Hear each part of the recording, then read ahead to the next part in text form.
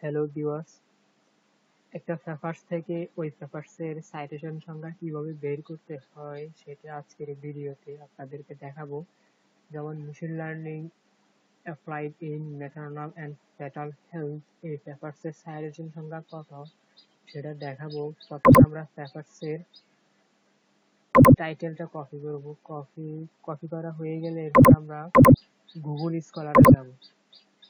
Google স্কলারে গিয়ে copy করা টাইটেলটা আমরা পেস্ট করব, পেস্ট করে এন্টারে ক্লিক করব। তারপর এই পেপারসটা আসলে এটা কিনা সেটা শিওর হওয়ার জন্য আমরা পেপারসের যে ফার্স্ট অথর ওই অথরের নামটা দেখে নেব। ওই অথরের নামটা এখানে সেম কিনা সেটার জন্য যেমন ড্যানিয়েল ম্যাগনিচিট। তাহলে এই পেপারসের সাইটেশন সংখ্যা হচ্ছে 13, অর্থাৎ সাইটেড বাই 13 মানে এই পেপারসের সাইটেশন সংখ্যা 13। ধন্যবাদ।